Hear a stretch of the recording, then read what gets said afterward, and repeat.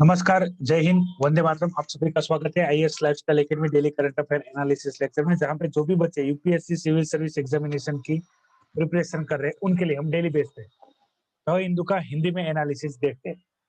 और मैं कम से कम समय में जो इंफॉर्मेशन ज्यादा जरूरी है, उसी की डिस्कशन आपके साथ करता हूँ एग्जाम पॉइंट ऑफ व्यू।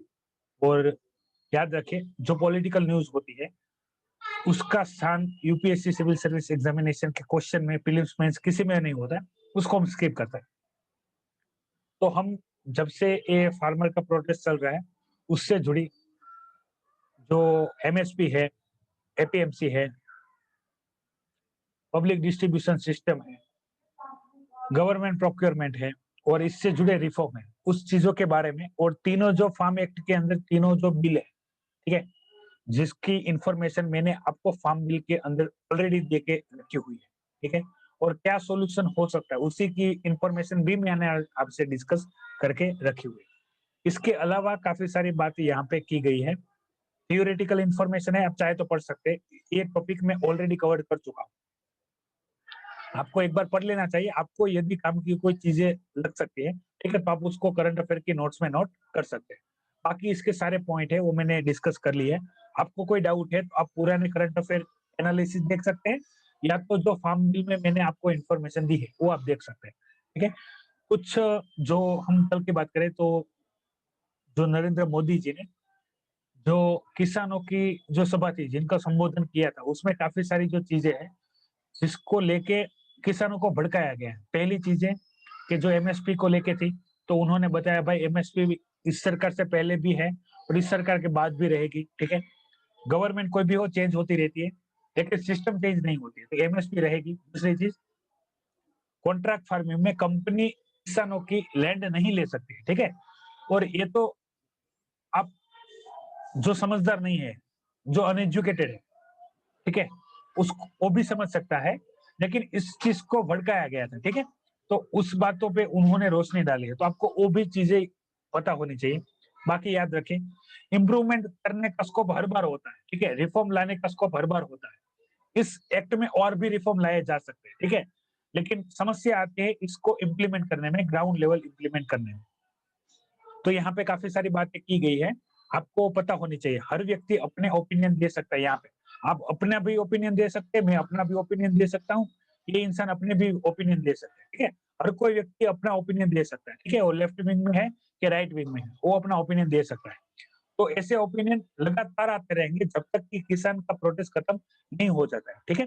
एक दो तीन चीजें महत्वपूर्ण भी है जो फ्रंट न्यूज में आई है। कॉन्स्टिट्यूशनल राइट है प्रोटेस्ट करना, ठीक है, किसानों को वो कर सकते हैं, ठीक है। गवर्नमेंट को क्या करना है वो गवर्नमेंट तय करेगी, और किसानों को प्रोटेस्ट कैसे आगे बढ़ाना है वो किसान तय करेंगे। और हम आम जनता ये सारी जो चीजें होती रहती है वो देखते रहेंगे। और जितने स्टूडेंट कॉम्पिटिटिव एग्जाम की तैयारी कर रहे हैं, वो अपने हिसाब से न्यूट्रल रह के सारी इंफॉर्मेशन देख सकते हैं। फिर मैं आपसे बात करना शुरू करता हूँ। अभी जो चल रहा है वो ब्रेक्जिट, ठीक है। ब्रेक्जिट टर्म मैंने आपसे डिटेल में डिस्कस करके रखे हुए है कि यूके है वो यूरोपियन यूनियन से एग्जिट हुआ है, उसको शॉर्ट फॉर्म में हम ब्रेक्जिट कहते हैं, ठीक है। और ब्रेक्जिट में मैंने आपसे काफी इंफॉर्मेशन डिस्कस की थी कि जब तक यूके यूरोपियन यूनियन का मेंबर था, तब तक जो भी ट्रेड होता था वो यूरोपियन यूनियन के ट्रेड पॉलिसी के थ्रू होता था, ठीक है। और अभी यूके अपनी खुद की पॉलिसी लेके आएगा कि वो यूरोपियन यूनियन के साथ और बाकी कंट्रियों के साथ कैसे काम करेगा। चर्चा में क्यों है, वहां के प्राइम मिनिस्टर बोरिस जॉनसन है, वो भारत आएंगे अभी 26 जनवरी के दिन पे, ठीक है। और उनसे आशा ये लगा ये बैठे कि वो यूरोपियन यूनियन से बाहर हो गए हैं, और काफी समय से यूके और इंडिया का जो फ्री ट्रेड एग्रीमेंट है, ठीक है, वो पेंडिंग है, तो वो साइन हो जाए तो अच्छा है। फ्री ट्रेड एग्रीमेंट के बेनिफिट क्या है, एडवांटेज क्या है और डिसएडवांटेज क्या है, वो मैंने आपसे डिटेल में डिस्कस करके रखे हुए, ठीक है। ऑलरेडी मैंने आपसे कंपैरिजन भी बताई हुई है कि इंडिया को किस चीज में करना चाहिए, किस चीज में ना करना चाहिए। ऑलरेडी इसके बारे में जो आरसीईपी थी, वहां पे भी मैंने डिटेल में डिस्कस किए हुए हैं, ठीक है। और वो मैं रिपीट करना नहीं चाहता, क्योंकि वही इंफॉर्मेशन फिर से रिपीटेशन आएगी। फ्री ट्रेड एग्रीमेंट क्या है वो समझ लीजिए कि मान लो कि ब्रिटेन, यूके और इंडिया फ्री ट्रेड एग्रीमेंट करते हैं, तो इनके बीच में जो भी ट्रेड होगा वो टोटली फ्री होगा, इस पे कोई भी चार्जेस नहीं लगेंगे, कोई भी जो बोलते हैं ना कि टैरिफ बैरियर और नॉन टैरिफ बैरियर, कोई भी बैरियर नहीं रहेंगे। ज़ीरो ड्यूटी इसको हम बोल सकते हैं। इससे क्या हो कि यूके को जो भी चीज़ चाहिए वो इंडिया से ले, इंडिया को जो चीज़ चाहिए वो यूके से ले। यूके अपनी सर्विस दे सके, इंडिया अपनी सर्विस दे सके। बीच में जो ये ड्यूटी होती है, टैक्सेस होती है, ट्रेड होती है, वो बिल्कुल भी ना लगे, ठीक है? इससे क्या होगा, इंडिया है वो यूके थ्रू यूरोपियन यूनियन के साथ भी अपना काम कर सकता है। उस एरिया में रीजन है, यूरोपियन यूनियन रीजन है, ठीक है? वहाँ पे अपना ट्रेड कर सकता है यूके के साथ, ठीक है? क्योंकि वहाँ पे हम अपनी सर्विस लेके जाएँगे, फिर वहाँ से हम सर्विसेज़ या गुड्स जो भी है, वो हम दूसरे तक भी पहुँचा सकते हैं। तो फ्री ट्रेड एग्रीमेंट ज़रूरी भी है और कुछ चीज़ों में नहीं भी। वो सारी चीज़ें आपको पता होनी चाहिए। आप यूपीएससी सिविल सर्विस एग्ज़ामिनेशन की प्रिपरेशन कर रहे हैं, आपको एडवांटेज भी पता होने चाहिए और डिसएडवांटेज भी, ठीक है? वो मैंने डिटेल में डिस्कस किए हुए हैं, ठीक है? पिछले करंट अफेयर एनालिसिस में, ठीक है? फिर मौका मिलेगा तो इसकी कंपैरेटिवली स्टडी करेंगे। ऐसा नहीं हो सकता है कि एक कंट्री को लेके इंफॉर्मेशन पूछी जा सके। आपको सीधे-सीधे फ्री ट्रेड एग्रीमेंट पूछ ले और आपको सभी के साथ डिस्कस करनी है, ग्लोबली, पूरे वर्ल्ड के डेटा के अनुसार, ठीक है? यूके के साथ कैसे रहेंगे, यूरोपियन यूनियन के साथ कैसे रहेंगे, मिडल ईस्ट, एशिया में कैसे रहेंगे, ठीक है? फिर जो अपना पैसिफिक रीजन है, वहाँ पे कैसे रहेंगे, सभी का एक साथ आपको डिस्कस करना होगा। आपके पास ओवरऑल इन्फॉर्मेशन होनी चाहिए, जो मैं आपको ऑलरेडी दे चुका हूँ। इसीलिए मैं बारी-बारी अपने जितने भी daily current affair analysis lecture होते हैं, वहाँ पे मैं आपसे अनुरोध करता हूँ, ठीक है, निवेदन करता हूँ कि आप daily current affair analysis lecture देखिए। उसमें मैं क्या ट्राई करता हूँ कि एक ही जगह पे काफ़ी सारी इन्फॉर्मेशन एक साथ दी गई हो, तो सारी हम एक साथ डिस्कस कर लें, ठीक है? ताकि आपका वो टॉपिक पूरा प्रिपेयर हो जाए। ना कि आप एक हर दिन जितनी भी न्यूज़ आए, उसको बारी-बारी से एनालिसिस करिए, ठीक है? और काफ़ी सारे स्टूडेंट ने मुझे पूछा था कि द हिंदू न्यूज़पेपर का एनालिसिस कितने टाइम में हो जाना चाहिए? यदि आप बिगिनर हैं, ठीक है? तो आप 60 मिनट यानी 1 घंटे में कवर कर सकते हैं और आपकी प्रिपरेशन को 1 या 2 साल हो गए हैं, तो आप 30 मिनट या 20 मिनट में भी कंप्लीट कर सकते हैं, ठीक है?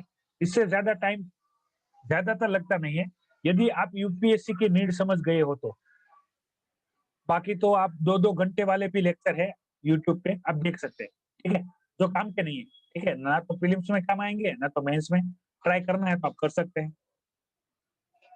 जिसमें पॉलिटिकल न्यूज़ भी डिस्कस होती है डिटेल में। आगे बढ़ते हैं।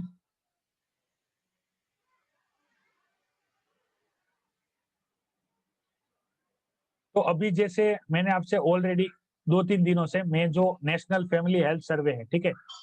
उसकी इन्फॉर्मेशन मैंने आपसे डिटेल में डिस्कस की हुई है। उसके जितने भी प्रावधान है, स्पेशली चिल्ड्रन और वुमन को लेके और माल न्यूट्रिशन और एनीमिया को लेके, ठीक है? सारी इन्फॉर्मेशन मैं आपसे डिस्कस कर चुका हूँ। स्पेशली एक टर्म यहाँ पे क्लियर कट इन्फॉर्मेशन दी गई है, एंथ्रोपोमेट्री, ठीक है? ये टर्म क्या है? ये टर्म है जिसमें जो बॉडी है, ठीक है? बॉडी है, उसके डेटा देखे जाते हैं। कैसे-कैसे डेटा?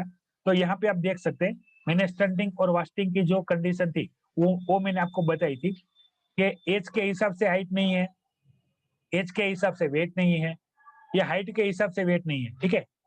तो ये सारी कंडीशन मैंने आपसे डिटेल में डिस्कस करके रखी हुई थी, जब हमने ग्लोबल हंगर इंडेक्स का जो डेटा था, वो मैंने आपसे डिटेल में डिस्कस किया हुआ था। ऑलरेडी माल न्यूट्रिशन क्या है, वो मैंने आपको बता के रखा हुआ है कि हम खाना तो खाते हैं, ठीक है?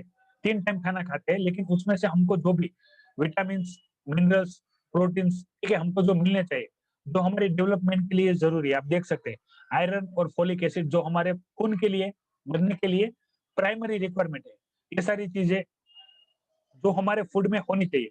यदि ये चीज़ें हमको जितनी मात्रा चाहिए, उस मात्रा में हमको मिलती है, तो ठीक है, नहीं मिलती है तो माल न्यूट्रिशन के शिकार बनते हैं। माल न्यूट्रिशन की इफ़ेक्ट किसमें आती है? तो बॉडी वेट में, फिज़िकल और मेंटल, माइंड डेवलपमेंट में, दोनों पे असर करता है। इसी वजह से हमारी जो हाइट होती है, ऐज के अनुसार नहीं होती है। वेट जो होना चाहिए, वो नहीं होता है और वेट और हाइट दोनों नहीं होते हैं। काफ़ी सारी ऐसी कंडीशन देखते हैं। आप देखेंगे कि पहले के कंपैरिज़न में अब की बात करें तो बॉडी वेट भी कम होता है और हाइट भी कम होती है। ठीक है, आप देख सकते हैं। इसकी वजह से उसकी जो इम्यूनिटी है वो भी डेवलप नहीं होती है। वो मेंटली और फिजिकली फिट नहीं होते, ठीक है? तो ऐसी कोई कंडीशन जिसमें ये होना चाहिए, वो होता नहीं है। तो ये सारी इन्फॉर्मेशन मैं आपसे डिटेल में डिस्कस कर चुका हूँ, ठीक है? और ये जो पॉइंट दिया गया है, ये पॉइंट है टर्की ने जो रशिया से जो एस-400 मिसाइल्स खरीदे, ठीक है? और यूएस ने इसके ऊपर क्या किया है, सैंक्शन लगाया है काटसा के ऊपर, वो हम इंटरनेशनल टॉपिक में आज ही यहाँ पे टॉपिक दिया गया है। उसी में हम डिस्कस कर लेंगे, इस टॉपिक को रिपीट हो रहा है, ठीक है? इसलिए मैं आगे ही आपसे डिटेल में डिस्कस कर लूँगा। फिर जैसे बात करें तो जो ऑनलाइन एजुकेशन है, उसके लिए इन्फॉर्मेशन आई है, ठीक है? ऑनलाइन एजुकेशन में मैं आपसे 3-4 टॉपिक डिस्कस कर चुका हूँ। जैसे कि ऑनलाइन एजुकेशन में रिक्वायरमेंट क्या है? तो डिवाइस जैसे laptop, computer, mobile, tablet, device, दूसरा इंटरनेट कनेक्शन, ठीक है? और इसको चलाने के लिए इलेक्ट्रिसिटी। अगर वीज कनेक्शन नहीं है, तो ये सारी चीज़ें होते हुए भी आप कनेक्ट नहीं कर पाएँगे। दूसरी, हमने देखा था डिजिटल डिवाइड इसी चीज़ को लेके कि भाई जो भी पेरेंट्स अपने बच्चों को ये दिला सकते हैं, तो वो इसका अच्छे से फ़ायदा ले सकते हैं। कुछ ऐसे पेरेंट हैं कि जो दिला तो सकते हैं लेकिन हेल्प नहीं कर सकते हैं और ऐसे पेरेंट्स हैं जो दिला नहीं सकते, ठीक है? ये सारे डिजिटल डिवाइड में हमने डिस्कस किया था ऑनलाइन एजुकेशन में। फिलहाल कोरोना वायरस लॉकडाउन के बाद जो ऑनलाइन एजुकेशन है वो बढ़ा है कंपैरेटिवली जो कोरोना पेंडेमिक नहीं था उससे पहले। सबसे ज़्यादा जो समस्या देखने को मिलती है वो है वॉइस की, ठीक है? वॉइस की यानी टीचर्स जो बोल रहे हैं यानी मैं बोल रहा हूँ, यदि ये लाइव क्लास होता, ठीक है? लाइव क्लास अगर आप देख रहे होते तो आप आपको पता चलता कि भाई जो वॉइस है, ठीक है? उसमें एरर आता है। या तो मैं जो बोलता हूँ वो आपको इंस्टेंटली सुनाई नहीं देता है या तो आवाज़ कट होती है या तो बिल्कुल आवाज़ नहीं आती। तो ये इश्यू ज़्यादा देखने को मिलता है। इसके कारण क्या है? इसके 2 कारण हो सकते हैं। एक तो जो वॉइस मॉड्यूलेटर है वो हो सकता है, दूसरा कि इंटरनेट कनेक्शन मेरा या आपका किसी का भी अगर खराब है, तब भी ये इश्यू आ सकता है। इसको रिज़ॉल्व करने की ज़रूरत है। और एक चीज़ यहाँ पे जो मेंशन की गई है, वो है वुमन और गर्ल्स के एजुकेशन को लेके, इसको आप पॉजिटिव वे में ले सकते हैं। किस प्रकार से? कि हमने काफ़ी बार देखा था कि किसी भी कारणवश जो बेटी होती है, ठीक है? गर्ल्स होती है, उनका एजुकेशन रोक दिया जाता है, वो इकोनॉमिकल इश्यू हो या सोशल इश्यू हो, ठीक है? उसी प्रकार से वुमन को भी हम भेजते नहीं हैं। तो वो चीज़ें यहाँ पे कम होती दिखी जा सकती है क्योंकि घर के अंदर ही जो भी गर्ल है, ठीक है? वो अपना एजुकेशन ले सकते हैं। इसको एक चीज़ आगे आप ऐसे भी कर सकते हैं वर्किंग में, ठीक है? क्योंकि यूपीएससी के लिए एजुकेशन जितना इम्पोर्टेंस है, इतना इम्पोर्टेंस इकोनॉमी और एम्प्लॉयमेंट भी है। तो वर्क फ्रॉम होम पॉसिबल बना है, तो जो वुमन दूर जाके दूसरे स्टेट में जाके काम नहीं कर सकती थी, वो अभी वर्क फ्रॉम होम से काम कर सकती है। Only possible because of online work submission, ठीक है? वर्क फ्रॉम होम जो इनिशिएटिव चला था, उसके लिए है। ये एडिशनल है, ये इन्फॉर्मेशन यहाँ पे दी नहीं गई है, लेकिन इसको आप कनेक्ट करके रख सकते हैं। एजुकेशन में इम्प्रूवमेंट आई है, ठीक है? आप घर से भी एजुकेशन कर सकते हैं और ये सबसे बड़ी बात है टेक्निकल एजुकेशन कि आप कोई भी टेक्निकल इंस्टीट्यूट के साथ कार्य कर सकते हैं, जुड़ सकते हैं और अच्छे से अपना जो एजुकेशन है, उसको आप कंप्लीट कर सकते हैं। फिर बात करेंगे आज के पिक्चर की, तो पिक्चर में आप देख सकते हैं कि जो हमारे दिल्ली के मुख्यमंत्री हैं, ठीक है? वो पंजाब और यूपी दोनों पे फोकस कर रहे हैं झाड़ू लगाने के लिए, ठीक है? काम का नहीं है, पॉलिटिकल है, स्किप कर सकते हैं। ये इन्फॉर्मेशन काफ़ी इम्पोर्टेंस है, ये टॉपिक आपको अर्बनाइज़ेशन में, ठीक है? अर्बनाइज़ेशन में यानी जो शहरीकरण होता है, उसमें जो समस्या है, वेस्ट की समस्या, यानी जो कचरा निकलता है, यहाँ पे आप देख सकते हैं, बैंगलोर की बात की गई है कि बैंगलोर में हर दिन याद याद रखिएगा, पर डे यहाँ पे डेटा दिया गया है, 5000 टन कचरा निकलता है, ठीक है? तो ये जो शहरीकरण का हम देखेंगे, मॉडर्नाइज़ेशन हम देखेंगे, अर्बनाइज़ेशन हम देखेंगे, उसकी जो समस्या, उसमें जो चैलेंजेस है, उसमें ये वेस्ट मैनेजमेंट का भी क्या आता है प्रॉब्लम। तो ये आपका जो रहेगा मैं आपको बताऊँ डिटेल में तो जो आप देखेंगे अगर आईएएस ऑफिसर बनते हैं और आप लंबा समय ट्रेनिंग लेते हैं तो वहाँ पे भी आपको वेस्ट मैनेजमेंट सॉल्यूशन के जितने भी अपने भाई ऑप्शन है वो आपको बताए जाएँगे, तब भी आपको हेल्पफुल हो सकते हैं। और अभी आपको इस डिटेल में इन्फॉर्मेशन पूछी जा सके, तो आप ले सकते हैं। एक आपको आपने देखा होगा वेस्ट में से बेस्ट कैसे बनाएँ? वेस्ट में से बेस्ट कैसे बनाएँ? तो यही टॉपिक है कि जो वेस्ट निकलता है, उसी में से हम एनर्जी कैसे प्रोड्यूस करें, ठीक है? जो इलेक्ट्रिसिटी है, उसका इस्तेमाल करके हम क्या करें? शहर या गाँव जहाँ पे भी इलेक्ट्रिसिटी की ज़रूरत है, उसको हम फुलफिल करें, जो वेस्ट निकल रहा है। तो यहाँ पे जैसे एक एग्ज़ाम्पल के थ्रू काफ़ी सारी बातें बताई गई, इनऑर्गेनिक और ऑर्गेनिक कचरे के बारे में बताई गई है, ठीक है? तो इससे क्या होगा कि भई जो ऑर्गेनिक या इनऑर्गेनिक कचरा है, उससे हम रिफ्यूज़ डिराइव्ड फ्यूल बनाएँगे, ठीक है? आरडीएफ बनाएँगे। फिर क्या करेंगे, इसका इस्तेमाल करके हम 50 टन आरडीएफ का इस्तेमाल करके 1 मेगावाट क्या कर सकते हैं हम पावर जनरेट कर सकते हैं, ठीक है, ये हमारे लिए उपयोगिता हो सकती है कि वेस्ट में से हम बेस्ट कैसे बने। इसके लिए आप सिंपली क्या करिए, नोट्स बना के रखिए। अगर वेस्ट में से बेस्ट वाला कोई भी आपको टॉपिक मिलता है जहाँ पे एक आप आंसर लिख सकें, ठीक है, ये इकोनॉमी के पॉइंट ऑफ व्यू और एनर्जी के पॉइंट ऑफ व्यू और वेस्ट मैनेजमेंट जो अर्बनाइजेशन है उस टॉपिक में भी आप इसका इस्तेमाल कर सकते हैं। ठीक है, नोट्स बना के रखिए, ये इन्फॉर्मेशन आपको काम में आ सकती है। स्पेशली यदि आप बेंगलोर से है तो आपके लिए ये डेटा काफी महत्वपूर्ण रहेगा। ठीक है, और बाकी राज्यों के लिए भी आप वेस्ट में से बेस्ट कैसे कर सकते हैं उसके लिए आप बात कर सकते हैं। इसमें ऐसा नहीं है मैंने आपसे बात कर दिया ऑर्गेनिक इनऑर्गेनिक जो कचरे हैं उस कचरे से हम कैसे एनर्जी प्रोड्यूस कर सकते हैं, इसमें भी काफी चैलेंजेस है। ठीक है, वो चैलेंजेस यहाँ पे दिए गए हैं, आप देख सकते हैं डिटेल में।